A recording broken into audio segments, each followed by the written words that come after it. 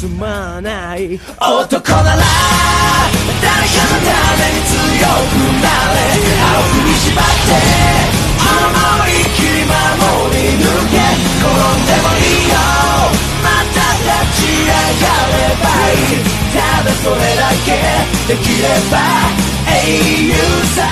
Assalamualaikum warahmatullahi wabarakatuh. Izin memperkenalkan diri. Nama saya Azfan Nurholik dengan NI nomor induk mahasiswa 1233030033 dari manajemen dakwah kelas 2A akan membuat video tentang ilmu komunikasi. Video ini nanti akan dibuat untuk memenuhi UAS atau tugas akhir dari mata kuliah ilmu komunikasi yang dosen pengampunya itu adalah Bapak Dr. Haji Cecep Suryana MSI. Untuk mempersingkat waktu ya daripada buang-buang waktu, kita langsung saja ke pembahasan yang pertama, yaitu tentang perkembangan ilmu komunikasi pada masa prasejarah ya. Seperti apa itu waktu manusia yang zaman dulu. Yang pertama adalah ilmu komunikasi itu berbahasa lisan. Karena apa? Karena pada masa prasejarah manusia memulai bahasa lisan sebagai bentuk awal dari komunikasi yang ditandai oleh kehidupan nomaden spesies Cro-Magnon dan Neanderthal. Lanjut pada pembahasan yang kedua tentang setelah masa Benjamin Franklin di tahun 1700 sampai 1870, ilmu komunikasi mulai diajarkan secara formalnya itu oleh siapa gitu tokohnya ya.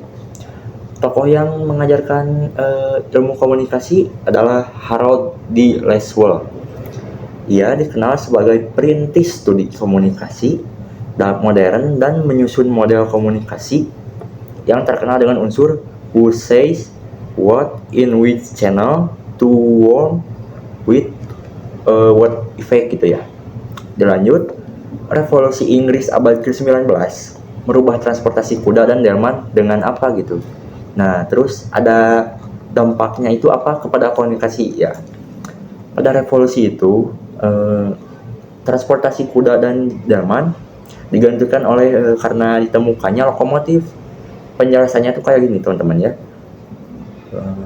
Lokomotif mempercepat perpindahan manusia dan informasi yang memicu perkembangan media massa dan memperluas jangkauan komunikasi.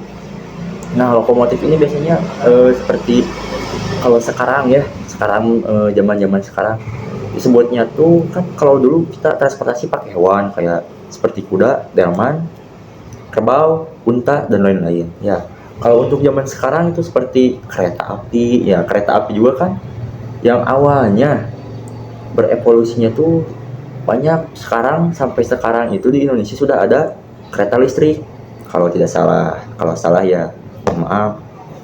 Dilanjut dengan ini, komunikasi adalah proses di mana seseorang menyampaikan stimulus dengan tujuan mengubah atau membentuk perilaku orang lain. Nah, tokoh mana gitu ya yang mengemukakan pernyataan ini? Tokoh tersebut adalah Shannon dan Weaver. Karena kenapa? Ya mereka merumuskan model komunikasi linear yang menekankan proses penyampaian pesan. Penyampaian pesan apa? Penyampaian pesan yang dikirim langsung dari pengirim ke penerimanya langsung, seperti itu ya teman-teman. Oke, dilanjut. Komunikasi merupakan proses suatu ide dialihkan dari sumber kepada penerima dengan maksud mengubah tingkah laku. Nah, siapa yang mencetuskan pernyataan ini? Tokohnya adalah Everett M. Rogers. Rogers dikenal dalam studi diffusion of innovation karena menekankan komunikasi sebagai proses dalam perubahan perilaku manusia, gitu ya.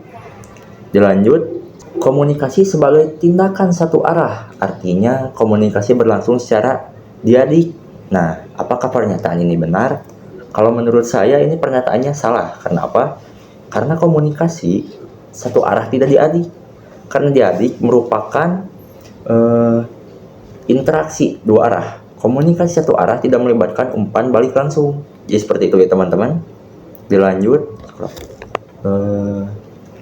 Untuk yang selanjutnya,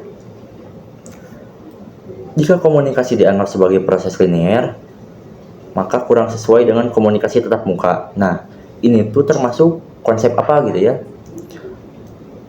Teori pernyataan ini termasuk ke dalam konsep komunikasi sebagai interaksi. Penjelasannya karena dalam komunikasi tatap muka terdapat umpan balik langsung, maka model interaksi lebih tepat dibanding linear.